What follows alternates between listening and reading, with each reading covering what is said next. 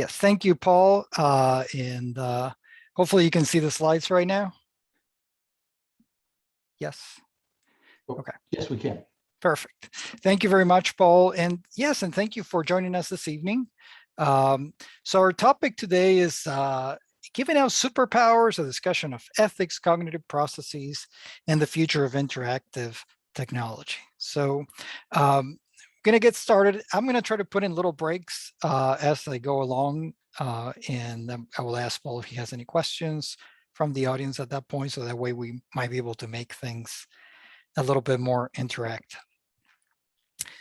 All right, so one claim that I'm going to make in this talk is that we are designing the cognitive future, and most of the time we don't even realize it. And what do I mean by this? Since people began creating tools, they were used to increase our capabilities. So for example, they made us stronger or more precise. And over time, they also started to amplify our cognitive abilities. So basically the things that we can do with our brain. And to this day, we're changing the way cognitive processes work in people who use the technologies that we design, from perception to memory, attention, to reasoning and social cognition.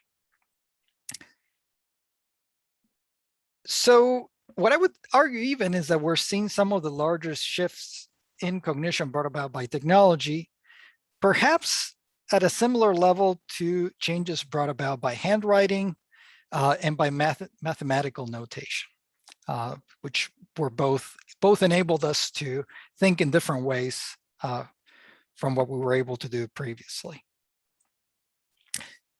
Since this is part of the Des Moines Public Library's series, one thing we can think about is the impact that libraries have had as great knowledge amplifiers, bringing all that knowledge and wisdom together to large groups of information. And now think about the possible greater impact of having just about any information we're interested in learning, just a few quick keystrokes or clicks or touches of a touch screen away through the internet. Sounds rosy and good, but the problem is that we have largely been reactive. And for the most part, we've been designing the next novel technology that the market calls for without a holistic view of how all these technologies will affect how we think and how we interact with each other. Now, this is not a new problem by any means. So if we go back to 1963, Denis Gabor, who later won the Nobel Prize in Physics in 1971, had this very relevant quote. So he said, "The means of destruction have developed at the same pace with the technology of production, while creative imagination has not kept pace with either." And then he said, "The future cannot be predicted, but futures can be invented." And it was people's ability to invent which made human society what it is.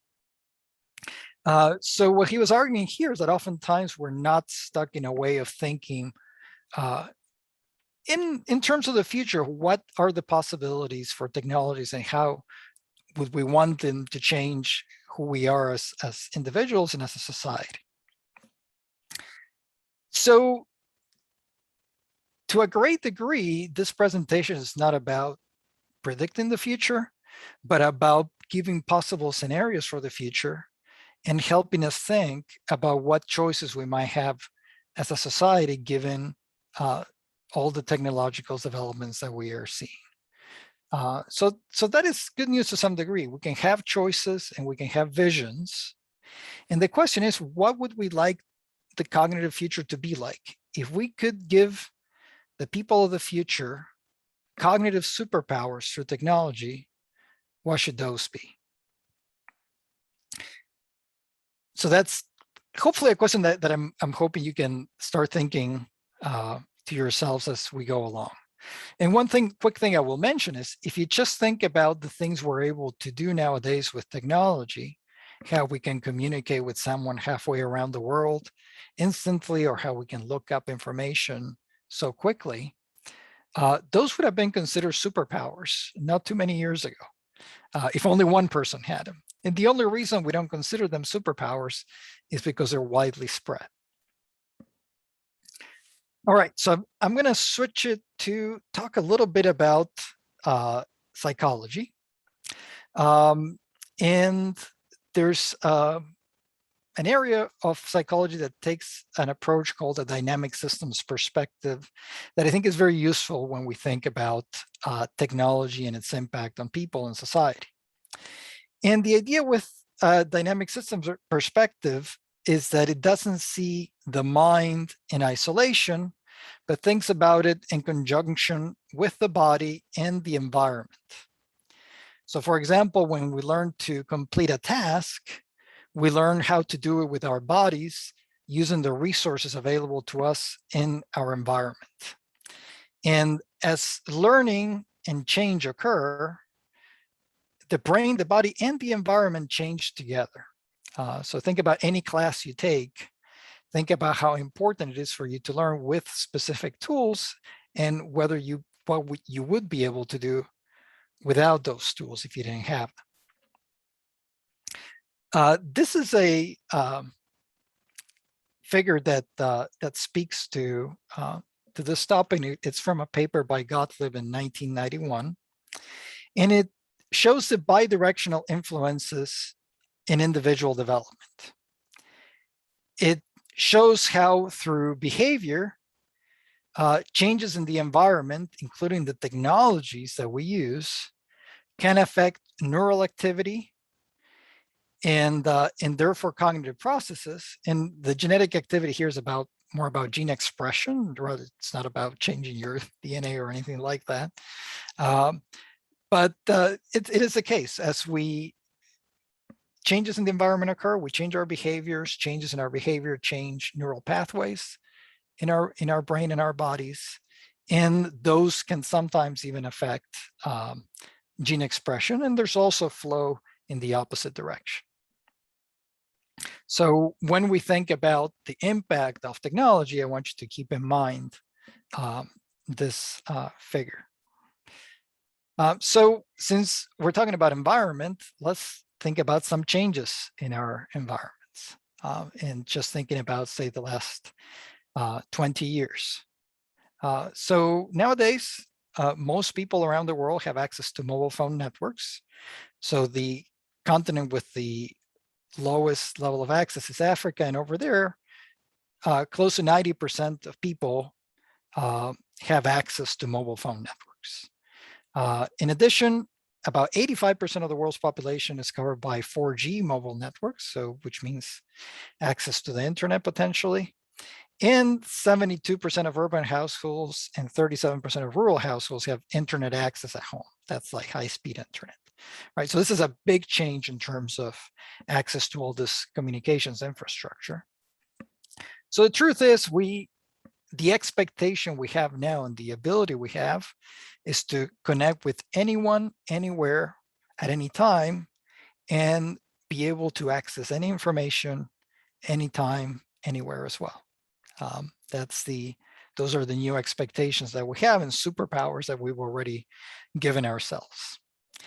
But, and sorry, this is not the greatest illustration here. It's filtered by this information, and this communication is filtered by our likes and interests. It's typically not filtered by quality, unlike at libraries, right? Libraries, you do have a quality filter, not with things online necessarily. And I would add that perhaps there's a bias toward shallow engagement with information unless we make an effort to do better than that. In addition, this changes and this filters can be exacerbated by increased automation in service industries, for example. So these are, the automated checkouts at the supermarket or ATMs, or the check-ins at the airport, which basically mean that you don't have to communicate at all with people, with strangers that you would have had to had interactions with later. So in some ways where the necessary interactions with strangers that might have broadened our perspectives are going away too.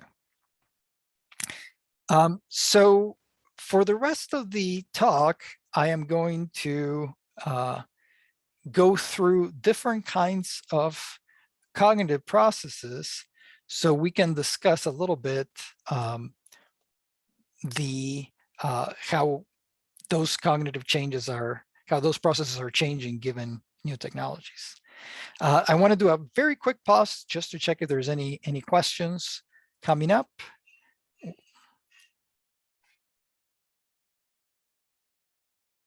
Okay. Nope, not at this point, Doctor. All right, perfect. So we're gonna move on then. So the first cognitive process I want to talk about is perception. So if you think about historically, we've always, for a long time, humans have tried to augment their ability to perceive information. So even with our senses, think of binoculars, telescopes, the telegraph, phones, radio, television, satellite communications. They all expand our perception through both time and space, right? So we can listen to, you're right now listening to what I'm saying in my office at a distance, and someone watching this recording later on is going to be perceiving something that occurred in the past, right? So we're perceiving through time and space, something that wouldn't be possible without technology. We are already seeing, in addition, with respect to perception, a bit of a revolution with a variety of technologies, such as smart glasses, that can greatly augment the amount of information that we can perceive.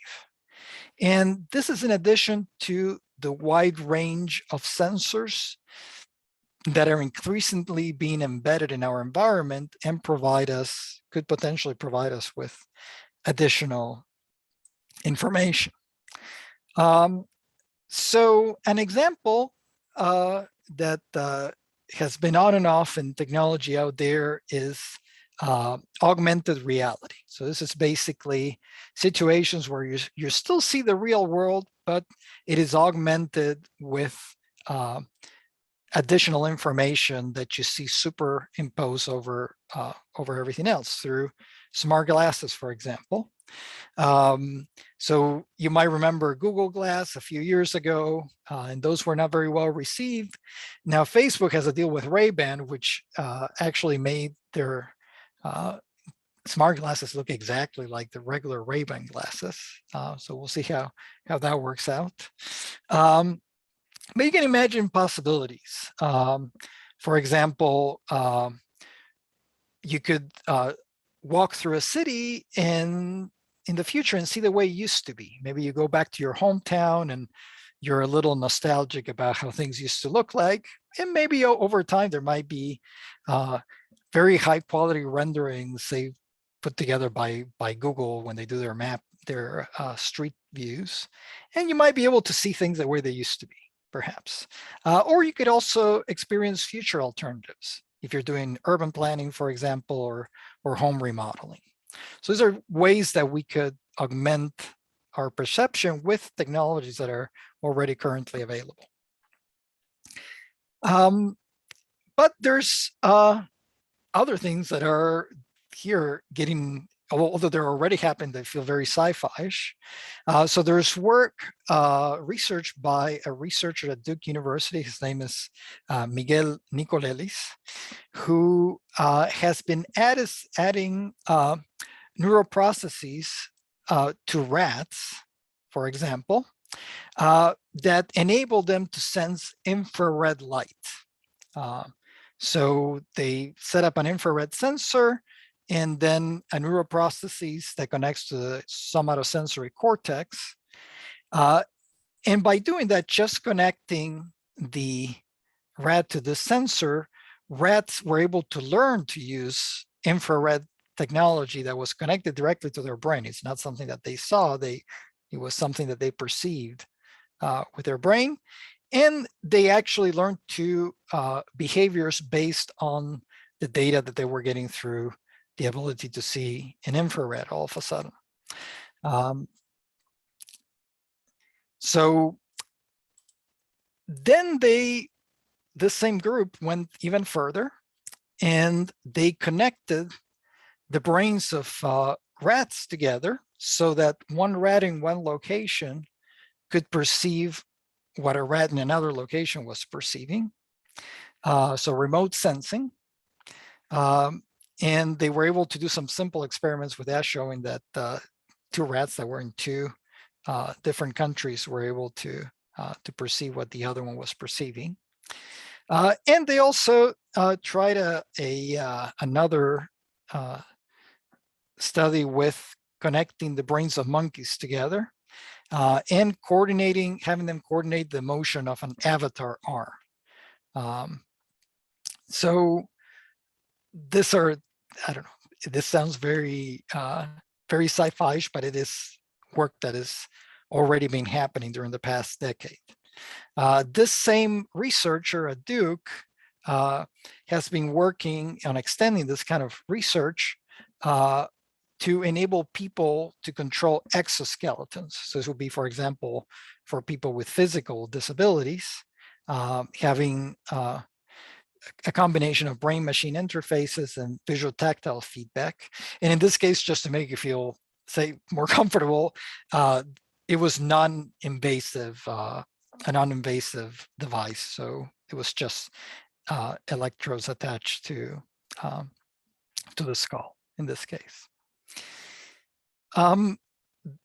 Now, other folks, so this is a group at the University of Washington, have been working on human brain-to-brain communication. So they use electroencephalography to detect and decode neural impulses in one person's brain. And then they use transcranial magnetic stimulation to deliver information on the other end.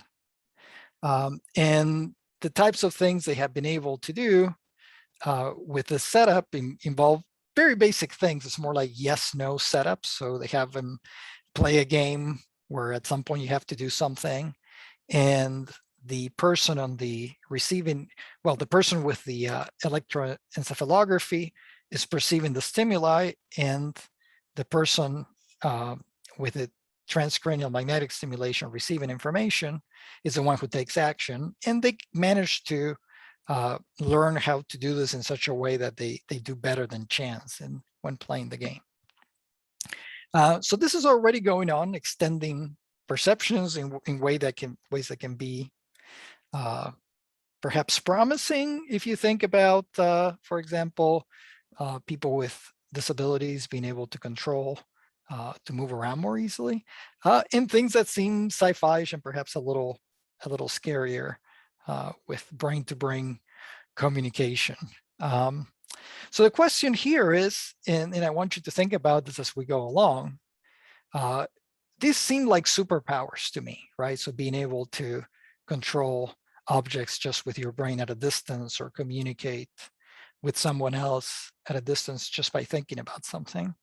So the question I want to ask you is, those feel like superpowers in some ways. And if you could give yourself, or if you want people in our society to have some perceptual superpowers, what would those be? What should we be trying to design, or should we leave things as they are? So that's one question to think about as we go along. Okay. And I believe there is one question up.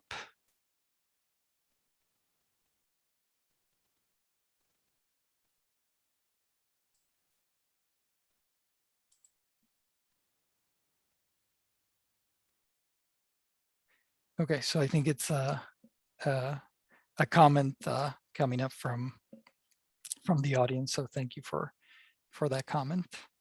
Okay, so we're going to move on to the next topic, and that is memory.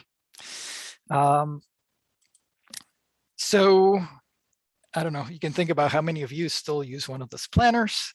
Well, maybe not this one with, looks like it's in a Northern European language, but using planners, how many of you still use those? So let's think about memory, things that we need to remember. And since we're thinking about libraries and books, one thing that comes to mind is that, to me, is that storytelling, telling stories to each other, in some ways was the original big data. It was the best way for people to pass on information and to recall information, was to tell stories and to develop stories. And then writing or handwriting was the original technology for recalling, after a long time of recalling with high accuracy, right? So we had handwriting. We have invented a variety of notations and visualizations, so we don't have to memorize information. And interactive technologies are already changing the things that we need to remember.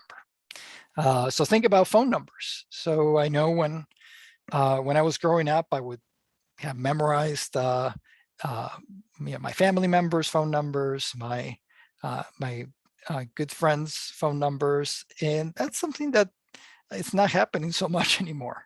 Memorizing email addresses or memorizing directions before you get in the car and drive out, that's just not something that's happening as often anymore. So the things that we need to remember are changing, and it's even changing the things that we ask students, for example, to remember as we teach courses, right? So I grew up having to memorize names of important people and dates and formulas, and now some of those things are still worth memorizing, but it's also just as important knowing where to find trustworthy information and how to use it, right? So that's one of the a key difference maker these days.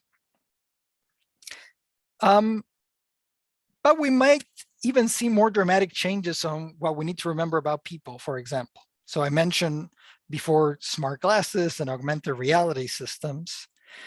Imagine if you wore your smart glasses and you meet someone and you get information about them. So for example, you might be reminded of their name, or you might be reminded that some event happened to them this past week that they posted on some kind of social media, right? So this seems a little extreme, but it is a possibility. I think we're getting very close to having the technology to do that. And at least in some cases, perhaps it could be positive. So for example, if I teach, if I go into a classroom and I'm able to see students' names, for example, maybe that might be helpful in some cases to better communicate. But in other cases, it might just make us just too lazy to generally care, to learn about people around us, and just rely on the systems to tell us what to say, what to talk about when we meet other people.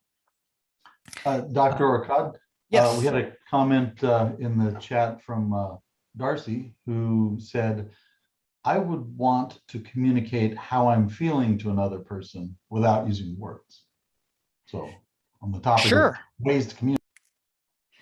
Yes. So, right. So that would be an interesting use for such a system if you wanted to communicate feelings in a way that's a little more subtle without using words. And there's been a few research projects, for example, in classroom environments. This might be a little bit different, but sometimes if when someone's teaching, students may not feel comfortable asking a question, or because maybe, I don't know, maybe they feel like they should be understanding everything and they're not. And maybe if there were a way for people to kind of, even as a class, to subtly indicate, am I confused, am I bored, or I'm getting things, that would be interesting way of communicating that would be helpful, but at the same time would be very helpful for the teaching process, but would not put people on the spot either, which might be something beneficial. Right. Another one that had come in actually in the Q&A is related to thinking of Google Glass as an assistive technology. And we use Google Glass, right? It's just sort of as a generic concept here. This is not a sponsored message. Not at all. So in any case, but using something like that, smart glasses, to be able to give students assistance to, in the case of students with dyslexia, learning disability, right, that impedes their ability to read, and it has a whole variety of different flavors and ways that it interacts with people. But the ability to view definitions or pronunciation help, when they're reading, for sounding it out, and just thinking of it as an assistive technology rather than maybe about it being additional information presented to you, something that could help with just how you're working through interacting with the world. Yeah, absolutely. So there have been quite a few research projects in the past few years that have started to take advantage of the better quality of augmented reality to help in similar situations with a focus on learning. So augmenting what you see with extra supports to make content more accessible, for example. Yeah. Okay. So what I would say is that this thing that I was just talking about with respect to memory, in many ways are just the tip of the iceberg. And a reason is that children are growing up with an incredible amount of information being recorded about them. So I don't know, when I was growing up, I might have had maybe a couple of pictures of myself taken every year, if at all. And nowadays, there's ample documentation of kids' lives and activities throughout. There's a lot of video being recorded. There's a lot of activities at school getting recorded digitally. And I think it's only increasing, and we may reach a point where maybe people might be able to say, well, I want to relive or see what someday my life looked like, and be able to kind of go through it and see what it was like, what they did that day, see pictures, video of what happened. So this is something else that's it's an interesting possibility. So for example, what would happen to those best memories from childhood if you were able to go back and see some recordings of it? Would they feel as good as the memories that you have? What would happen if that data could be sold and available to others, right? That could be something interesting. And there's a story by Jorge Luis Borges, a famous writer from Argentina, and it's called Funes de Memorias. And it's a short story about a person who had a tremendous ability to remember things to the point that he gave different names to each of a kind. For example, each apple had its own name, but it also had a different name for every second of its existence as it changed. And this person was aware of all those minute changes and all the difference, and could remember every detail of everything. The interesting thing is, in the story, Funes, the protagonist, was not a very happy person and found no good use for his abilities. So that's something to think about. Are we in the situation where we could enter that kind of space. Now, on the other hand, you could think about Doctor, before you go on, Yes. another one. I was just trying to look up the author quickly. Familiar with the story "Flowers for Algernon"? No. So "Flowers for Algernon," and somebody will pop up with it in the chat or in the Q&A Yep. For me. But in any case, it's a story, and it was made into the movie back in the 60s, I think. I'll remember who's in it in a minute. But in any case, a mentally challenged man has an operation where they, read the book, they go in and they add more folds to his brain, right? And they have essentially turned him into a super genius, essentially overnight. And he sees his mental capacity keep creating and building as the effects of that technological change are allowed to go and flower. And then, as it turns out, it's only a temporary effect, because the brain starts to revert itself to its natural state and it starts smoothing out. And so then we're faced with watching him begin this slow decline. And the Algernon is actually the rat who had this done first. And he's taking care of the rat and sympathizing, and ultimately the rat dies. I don't recall what happens to him, but it just made me think it's a similar story, slightly different twist to it, but there's pros and cons to maybe altering or enhancing what we've got. Yeah. So thinking more on the positive side of things, of having even our lives recorded and having the ability to share them. Perhaps a positive is in reminding others of our own humanity and our similarities. So I think we're in times when sometimes it's there's dehumanization of people who might be perceived as belonging to other groups, who are rival groups. And sometimes if we perhaps are able to share what our lives are like, the fact that we are not so different from each other, it can rehumanize potentially people, and that could potentially be a positive. So I wanted to to have that option there. And now again, it's a chance to think once again, if we could give ourselves memory superpowers, what would we want those to be? So that's thinking about memory. All right. So the next process I want to talk about is attention. So we rely on others for attention, right? We rely on each other to tell us, hey, something's going on that's important. We humans have hang around with dogs for a long time, in part because they're good at giving us alerts if some danger might be nearby. We have bells and sirens and alarms. There's advertising that tries to catch our attention.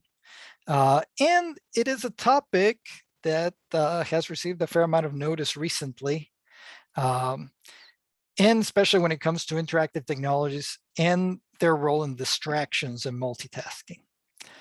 So one area where now we have legislation in most of the country is with driving and using technology at the same time. So there's been studies showing that trying to drive while using a phone is about as bad as driving drunk. So that's why things have changed. I think whoever decided that touchscreen user interfaces were a good idea for cars needs to rethink that too. But that's one area where we've seen attention come up very clearly and with action taken. And the one that maybe a lot of you can relate to is the competition that now exists between us using our technology, and our technology kind of giving us, I guess, a little sugar for trying to get our attention constantly and getting us to interact with it by offering something of our interests and how that's competing with our attention to the people around us. So someone who has written, I think, 2 books about this already, Sherry Turkle. So her first book was Alone Together. And it's tricky, right? So think of family conversations, and would you rather take a look at your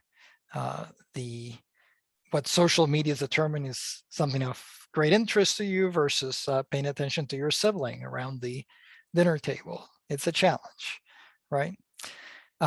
Something else that you probably have noticed is whenever there's some important event that people are witnessing, instead of trying to immerse, for a lot of people, instead of trying to immerse themselves in the event and later recall it, nowadays, oftentimes people focus on recording the event and pay attention to their, sometimes more to their, what's on their screen as they record than to the actual event that's happening. So that's another change that that we have seen recently. And the question is, if we were able to take accounting of the things we pay attention to in a given day, are we paying attention to the things that we really care about and that we would like to pay attention to in terms of how we spend our time? That's something to think about. And that's at an individual level. At a societal level, I'm not sure that the things that get a lot of attention correspond to those things that will bring about collective improvements. So there is an opportunity, perhaps, for interactive technologies to actually redirect attention to things that matter to us. But again, that may not be the best way to make money for this folks. So in talking about this, I'm not advocating for a complete lack of interruptions or inattention, or for having some entertainment that's just entertaining and that's it. But instead, we need a healthy balance of being able to focus on things that matter and having opportune breaks from that.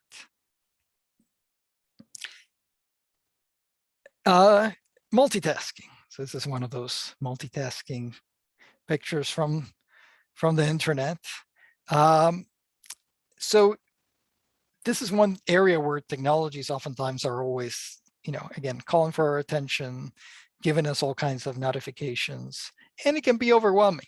And there's been some research in this area on how to help people get better control of those notifications and interruptions so they can better prioritize attention. And if there's things that are not time sensitive, then one can look at them later on. So that's one area that the folks are thinking about. And the other possibility is, and I know this is still in the works, but it's slowly happening, is to automate attention. So for things that are monotonous or not interesting for us, and not important to us, other than the safety perspective in this case, maybe if systems become reliable enough, it may be a way to have more time to pay attention to things that matter too. Okay, I'm gonna take a quick break, see if there are any questions.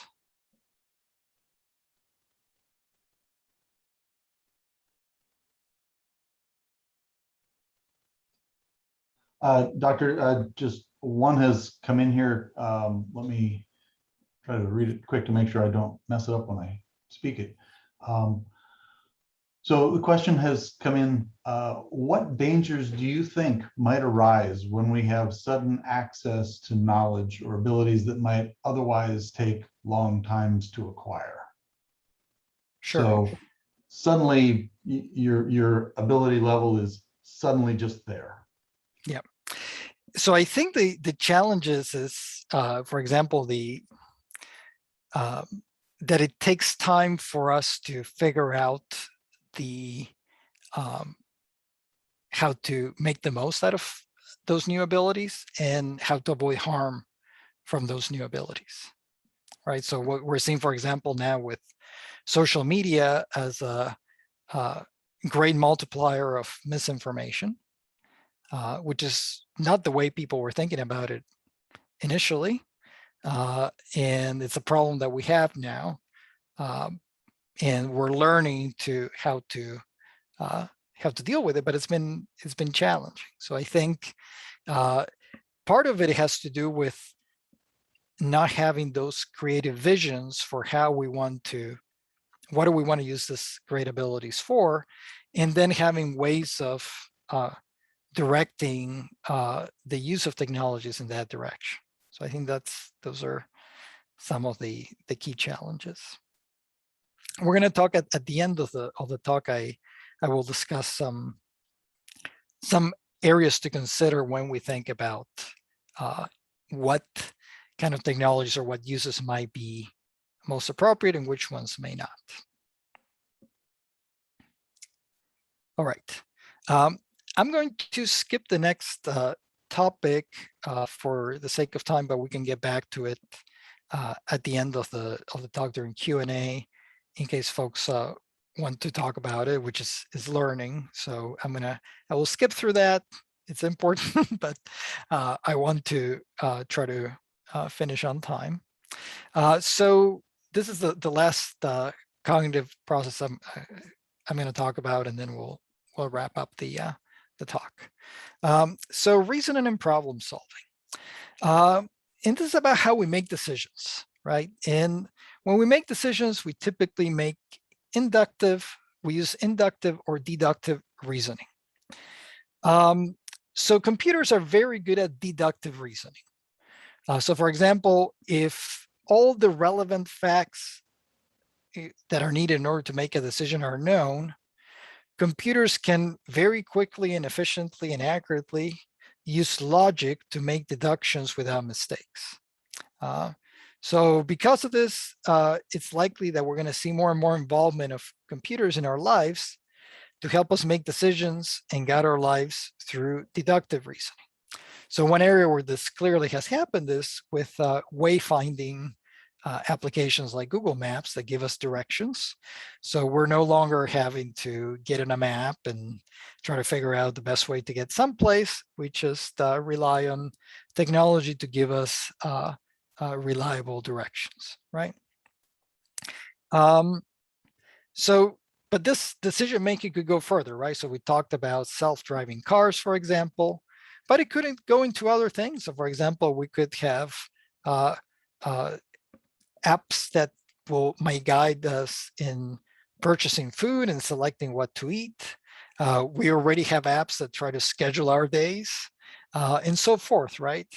So in all these cases, computers, when compared to people, would be able to process large amounts of information very quickly and provide optimal solutions based on our goals. So the question is, what's going to be left for us to do? So one important reasoning skill is going to involve having an understanding of the rules that computer applications use to determine optimal outcomes in the systems, and know how these rules relate to our personal goals. So if you're able to better adjust options, kind of like this options in Google Maps, so that they meet your criteria and your goals, then you're going to be able to use the systems more successfully, right? Now, there's also the ability, perhaps for some people, to be able to game the systems and gain unfair advantages. And also the key thing here is to be able to have the ability to tweak the options that we get and to have some choices, give people some control, as opposed to kind of completely hiding complexity and not giving people control over what they get. So this is in terms of deductive reasoning. But another side of things is that we have to increasingly manage a large amount of data and information that comes to us, and that we end up trying to use to make decisions.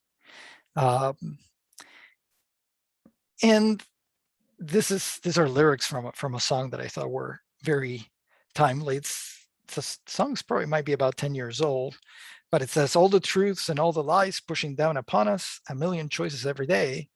What are we supposed to do? And then in this case, the singer gives up and says, tell me everything will be all right, and I'll be sleeping sound tonight. Because we have a lot of information, difficulty that makes it in perhaps an inability oftentimes to distinguish between trustworthy, not trustworthy information, which adds difficulty to decision making. So I think there might be a question, so I'll pause briefly.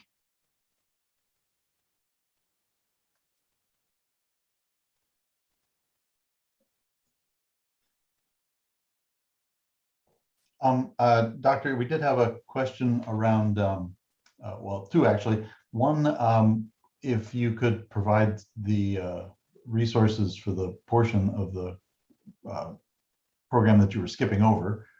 Okay. So folks are interested. Okay. Another is, it's a little bit slow, thinking about the importance of emotional intelligence, particularly in leadership, and then I think just leadership kinds of position. Do you think emotional intelligence has been impacted in recent years as people are relying more heavily on technology for communication? Okay, that is interesting. So basically being able to be aware of our own emotions and managing them in a way that can help us do better. I think there is the challenge that we talked about earlier about a shallower engagement with information and communications, which include communications with other people too. So I think there is likely an impact there in that all of a sudden there's this very broad ability to communicate, and we might be communicating with strangers. Sometimes there's anonymity involved, and that can lead to situations where there's a lot of very negative emotions occurring. So I think we have seen one example, for example, with unmoderated discussions online, which used to be common in many news sites and have largely disappeared now, except for those in sites that can afford a moderator to go through them. So yes, I would say there has been an impact on that. Okay, I'll move on to next role of reasoning, which is reasoning where when information is incomplete. So in these situations, so when we don't have all the information needed and we can do deductive reasoning, then we do inductive reasoning. And in these situations, we usually make decisions based on heuristics we have developed based on past outcomes. And a lot of that has to do with feelings, how we feel about something, or our intuition. So Antonio Damasio, who worked many years ago at the University of Iowa, researched people who had brain injuries and had lost the ability to have feelings about something or use their intuition in decision making. So these people were kind of forced to make logical decisions only. And the question there, I'll let you think about it for a second. Do you think they were better off than everyone else or not? And the answer is no. They had a really hard time in their lives because everything had to be logical. So imagine if you had to think about what you're going to have for lunch tomorrow, right? You might consider, your personal goals in terms of diet, what's available in your refrigerator, what you could possibly go out and buy at the supermarket, or maybe perhaps you might go to a restaurant. How do you make a logical decision based on that? It would be extremely difficult. However, you just may realize that you have some leftover food in the refrigerator that you like, and maybe you'll just use that and it feels good, and you do that, right? So that's kind of using your feelings, your intuition, and it makes it a lot easier and better. Now, to have intuitions that work well to help us make good decisions, it helps if we have experiences that are representative of situations we may find. So if our experiences are and the information we receive are very biased, then we're not going to be making good decisions based on our intuition and our feelings. On the other hand, again, if we are exposed to a representative set of information based on what we're expected to find, then we are more likely to make better decisions. So speaking of biases, one area of concern that you might be thinking about is whether people are getting, whether technologies in particular are getting us to see a representative set of information or not. So one thing that I've been following over the years is I try to go to websites that are kind of on opposite side of the political spectrum. And I would say 10 years ago, you would still see maybe some overlap in the stories that they cover. And these days, these are actually screenshots from the Huffington Post and Fox News from yesterday morning. And if you look at the stories, there is zero overlap in the topics.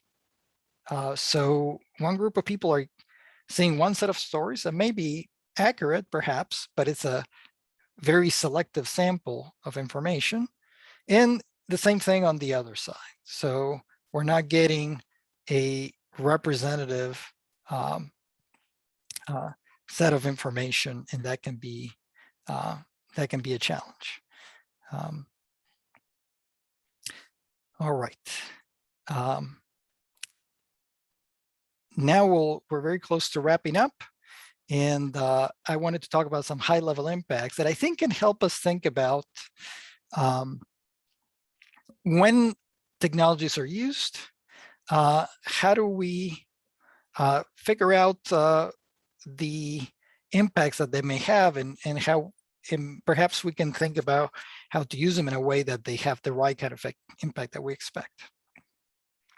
So one kind of dimension, I guess, that we can think about impacts is goes from social isolation to higher levels of empathy, right? So connections, empathy, compassion with those near us and with those different from us too. So one thing to remember is that social distance to other people is a key ingredient before armed conflicts oftentimes, so dehumanizing others. And if technologies could be used in a way to help us enable better connections and empathy and compassion, that could make things better. If there's greater isolation or connection just with people who are too close to us, that could be an issue.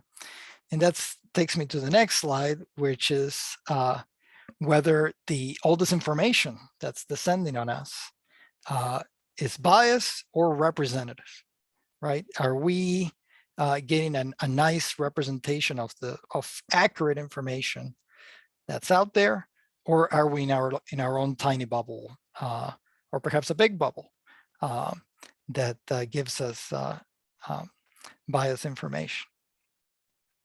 And related to this one I just had to add for recent events, I would say there's a dimension between access to the highest quality information available about a topic, or and perhaps sometimes that accurate information might make us feel uncomfortable or lead us to have to do things that maybe we don't feel comfortable with, versus this information that maybe makes us feel good. So that's another dimension to think about. Another one is a dimension that goes from being in complete control of technology, so knowing, being able to control things completely, versus loss of control of our lives, our bodies, our information. And with loss of control, we can think of the relentless data collection about everything that we do, without having little control to what happens with that data. So that's a challenge. At the same time, we could perhaps have better information about ourselves and help us make the information that could help us make better decisions, as long as we're in control of it and are able to use it in ways that help our goals. And the final consideration is the impact of all these technologies in basically political, social, and economic equality. So if we are giving people kind of superpowers, but some people get much greater control over them, or if some of those superpowers enable people to control others more easily, then that's a negative on equality. On the other hand, if they're more even, if control and the ability to use technologies well is more evenly distributed, that might perhaps bring a little shift things in the other direction and have more equality.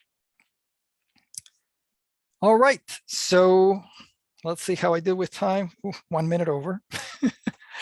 But now it's time for questions and discussion.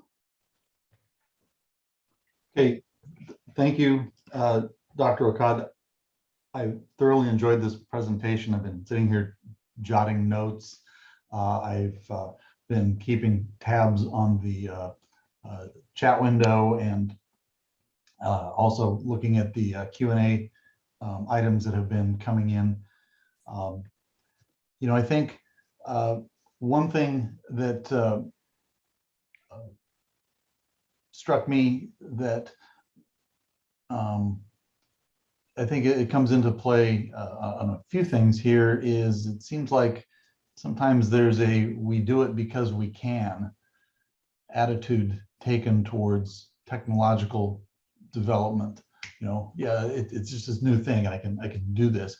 How do we make sure that we're remaining in some kind of control over or what it is that that's being developed?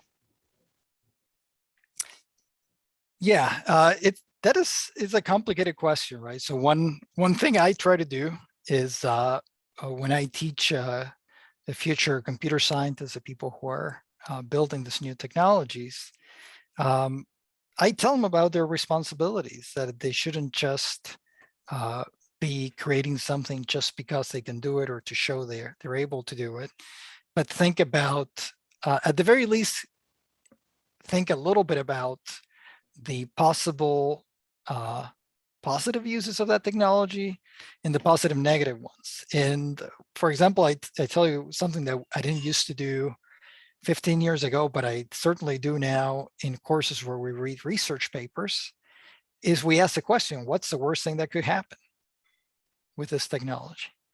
And I think that's something that folks need to ask themselves as they build technologies, and we need to do a better job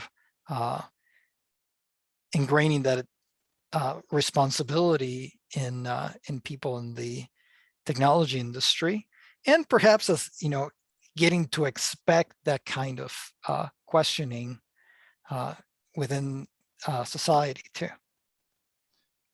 Yeah, I think that getting people to, one, start asking that question just of themselves. So what's the worst that could happen if I create X? But also having that kind of being a more public discussion, at least among peers, people who have an understanding of that subject matter, to be able to get into it, as well as some more broad public discourse. I've had another couple of questions come in here. One Do you believe people become addicted to technology's stimulation? So as you mentioned, balance. What resources might be available to help people recognize those behaviors in themselves? So do they get addicted to technology? Yes, I think some people do get addicted to technology or to some aspects of technology. And it is, I mean, and that's just going back to the previous discussion, this is something that some companies are specifically designing for. They're designing to try to get you hooked and to give you that positive reinforcement anytime you reach out to your technology. And the fact that now we have a lot of um, these things that are addictive in our mobile devices that we carry everywhere, it makes it, and that we need oftentimes as we go around our days, makes it very difficult to get out of those situations. And I think there's a couple of solutions there. Obviously, there's more the traditional go the therapy direction. And there are technological solutions that people are increasingly looking at to better understand the motivations and the reasons behind the uh, um, the reasons behind why people get addicted and keep going back uh, to technologies. And then based on that, designing technologies that try to get you away from that. So an example, very quickly, is that folks have found out that, for example, with apps like Facebook or Twitter, you can do endless scrolling. You can just keep going and going, and it never ends. It's a never-ending parade of things. And they found out that if you present information in a different manner, so if you just put it like in kind of like an old type user interface with folders or something where you can search information only, and you get only a limited number of results, then a lot of those addiction problems go away and people use it for a lot less time. So I think there's a little bit of modifications to the technology, which obviously are unlikely to come from these companies who want to be engaged. And there might be more traditional options too. Right. Yeah, finding some way to balance those business interests with what's good for people. There isn't cocaine in Coca-Cola anymore. Yes. So, somehow we got to find some balance here. One question that came in, and we've gotten several here in the past couple of minutes, but one question that's kind of a follow-on to what you were talking about a little bit ago with the guidance that you're providing to up-and-coming computer scientists around, finding that moral compass and ethical center. If there was a code of ethics created for developers of superpowers to follow, what would you suggest be on that list of ethics? So I think that you could say that there is one already. So we have there's a professional association for computer scientists called the ACM, or Association for Computing Machinery. And they updated their code of ethics about, I don't know, maybe about 4 years ago or so, to actually consider a lot of these changes in technology that are much broader, where the impact of technology in everyday life is much broader and ubiquitous than what it used to be. And a lot of it has to do with issues of beneficence and justice, and essentially ensuring control by folks who are using technology. Thank you. Another one. Let's see. I've got to find my list here. Put that one. How do you think regular people like us, not tech experts, might contribute to imagining these superpowers and making sure they're developed with that, holistic mindset outlook that you were talking about? So I think one of the better ways of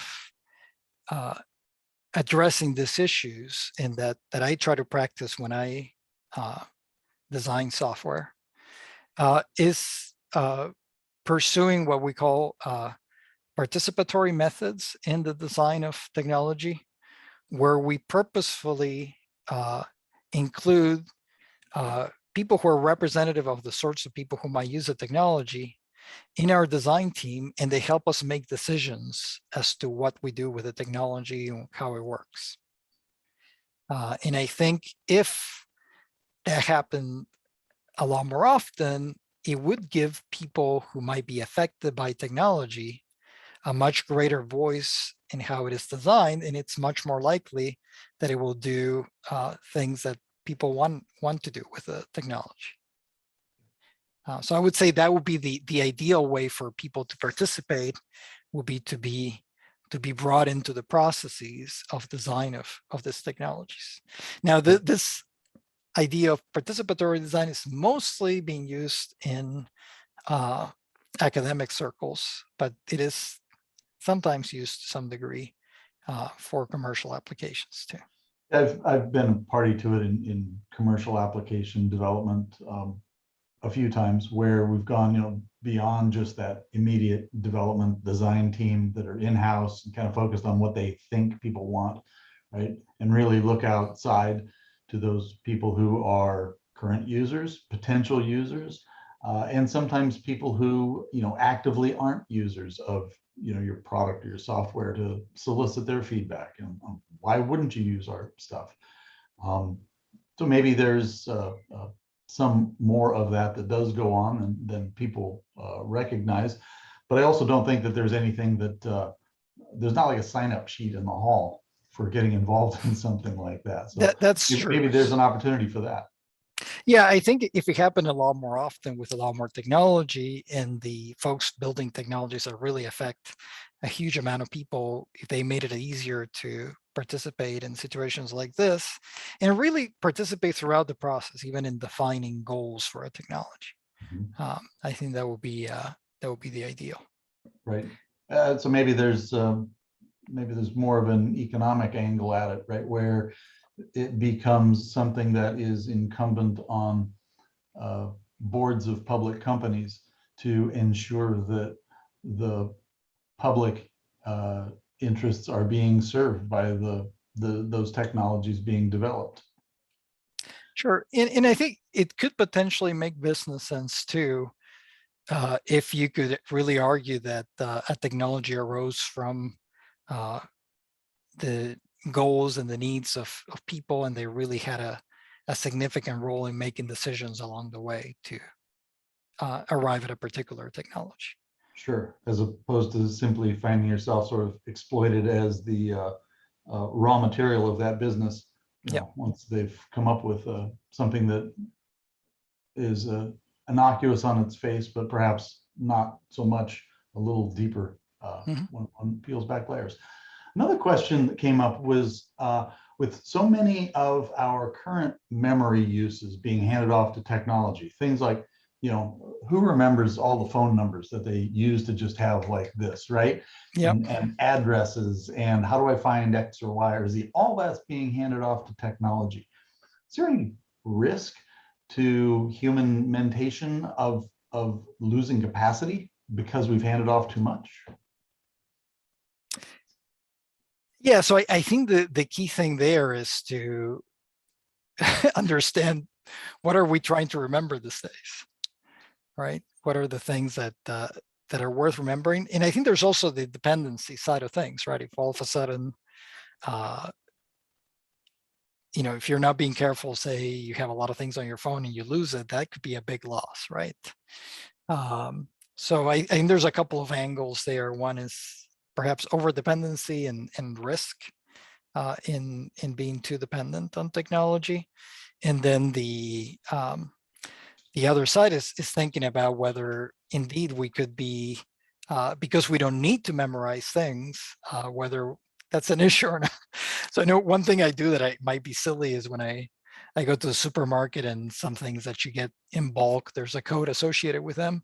Instead of writing it down, I try to memorize them and then get to the cashier and tell them what the codes are. And I just do that myself to keep my memory sharp. But I wonder, maybe we do need to have like little games that even if we're not using our memory for the things that we used to use it, that at least keep our memory and those cognitive skills sharp. Right. I mean, I often joke about all the things that I can't remember right now because I remember some idiotic song lyrics from the 70s or something. It's like, why can't I get rid of that? I just really don't need that anymore. But it would sure help if I remembered the other thing that I had gone to the grocery store for, or reaching an age now where I might find myself in a room going, I came in here for something. And no, I came in here for a reason. I sure wish I knew what it was. We've got another question that's come in. Do you, let me think how to phrase this. At what point is, or is anyone, and should we be? I think the answer is yes, but where should it be coming into play that we're considering the sustainability of these new technologies? The questioner's example was, reviewing the impact of mining of materials to create chips. You're thinking of the huge and hugely inefficient recycling campaigns that happen for iPhones, which is just another data mining example, right? Somebody's going and harvesting all your stuff off of that and stacking it up. But then the device itself is, maybe moderately recyclable. PCs, not as good, and all kinds of things just wind up in landfill. Where's the sustainability get considered? Yeah, and I think it's even broader than that. If you think about the amount of electricity that server farms and even water for cooling things down. And crypto. Yeah, I can't even cryptocurrency. remember what percentage of power, the world's power, goes to cryptocurrency mining these days. Right. So that's another big issue too. So yeah, it's a challenge, and again, I think just like with a lot of apps that they're designed to keep you engaged as much as possible, devices are pretty much, a lot of them are getting designed to not last very long and not be able to replace parts, right? And I think the EU now, the European Union, I believe, passed a law. No, maybe it was just France. I think it was France that passed a law where you have the right to fix and replace parts in your electronic devices. So I think something along those lines. Sometimes you need to, sorry, but I think sometimes you just need to regulate when things are getting a little out of control. At least if you were able to more easily replace parts, if devices were designed so they could be fixed more easily, and parts that don't work replace, and then you keep using everything else, I think we could make a significant dent on that, but they're just not designed that way. It's just so the companies that make it make more money and can sell you another one. Right. The planned obsolescence that has been a bane of certainly anyone with an ecological bone in their body for many, many years. And I won't talk about the disappointment that is my refrigerator these days. So, Dr. Hourcade, thank you so much for your time this evening, for this excellent presentation. It's been a joy, a thrill for me. This has been a lot of fun. Thanks to the Des Moines Public Library and the Public Library Foundation for funding this. There are a couple of additional NEA events coming up, including a screening of Fahrenheit 451 at the Franklin Library on October the 25th. There are book club discussions of Fahrenheit 451 that can be registered for right now. Keep an eye on your chat window, and Jenny will be sending out the links to those things. I'd like to ask everyone to please take the survey that you'll receive when this event ends. We do need that information. It goes on to guide future kinds of discussions and presentations, and feedback is really important to us. Once again, thanks for coming. Good night, and we'll see you all again soon. Bye. Thank you.